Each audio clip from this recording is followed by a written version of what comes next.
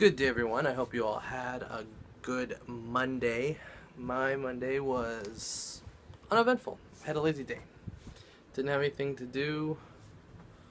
I just sat around here, watched a bunch of my YouTube videos. Still haven't caught them up though. I am so far behind, and it's not getting better. It's getting worse. I'm just gonna have to cut ties with a whole bunch of the channels that I watch.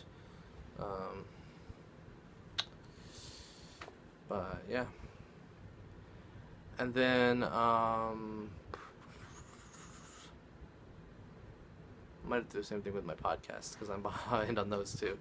Now that one of the ones I listen to is doing things 5 days a week,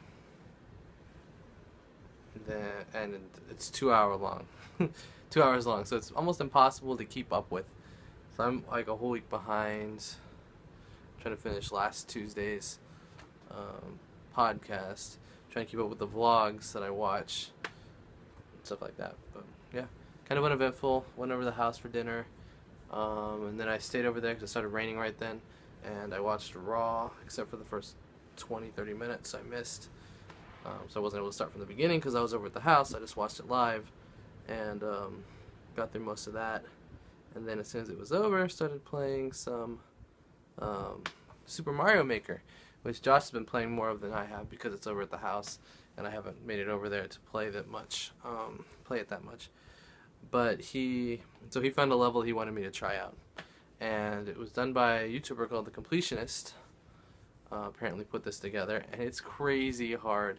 It's like this long gap with nothing, and you see this wiggler, this giant caterpillar, fall from the sky, and then another one fall a little bit further over a few seconds later, like a second and a half later. And it's like immediate, and so what you got to do is you have to jump off the one first to the second one over to the platform, which is a moving platform, and you have to jump off of that onto a Koopa that's in a clown car. The Koopa clown car, is actually this like little helicopter that floats around with the propeller on the bottom. That has like a clown face on it. So that's why it's called the clown car. And so you have to hop off the Koopa, knock him out, and then get in the clown car. And then these giant, spiky, spinny cog things. And you have to go between, when there's like almost no extra space, you go between there, and there are these big thwomps that come down. And if you go try to make a break for it, the thwomp will come down, push you, and kill you. So you have to hover in between, trigger the thwomp to fall, while you're hovering in that tiny space. As soon as it falls, you can then go up high, book it all the way across. And then you have to go through this tiny gap where there are spikes and cannons. And you have to jump through there. Then you have to activate a fire flower to fall down so you can power up, because if you don't power up, you're going to die. So you get the fire flower, which gives you a double power up. And you fall into a second clown car because it's starting to fall. You fall down into that with your power up, and all these cannonballs just flying across back and forth.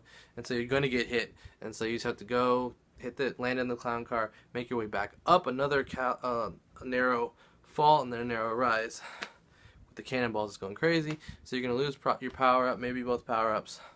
Then you go up across the top where there are these three Koopas walking across this spiky section that you can't get across, but they're walking on it okay. And then you drop your clown car back down.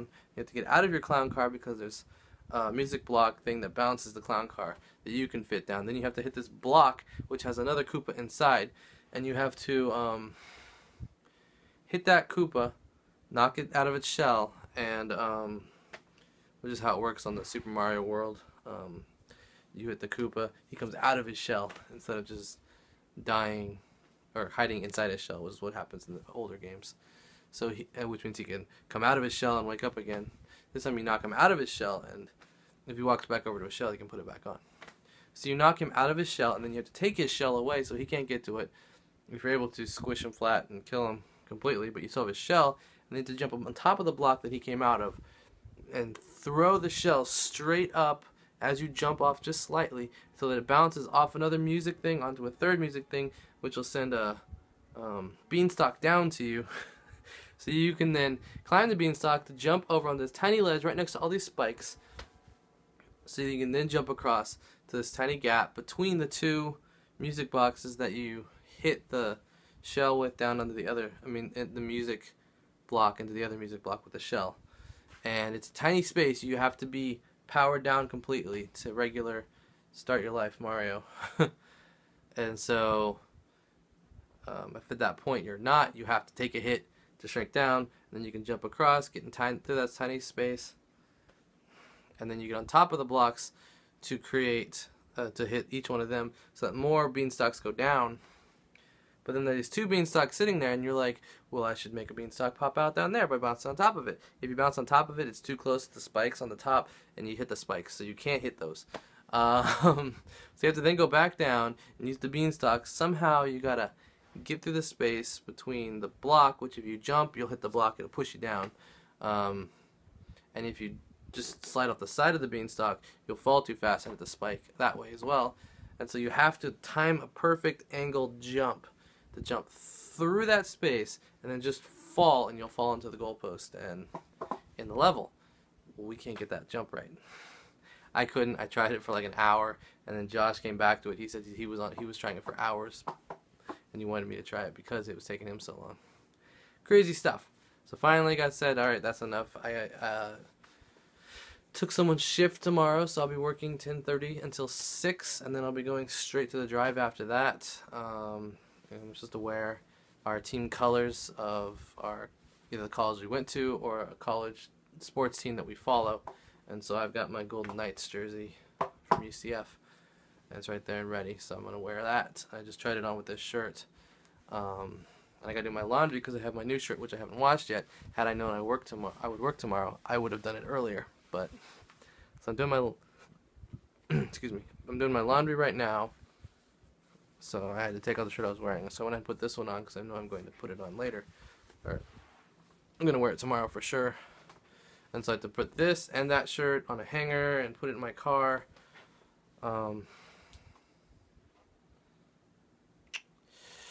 Yep.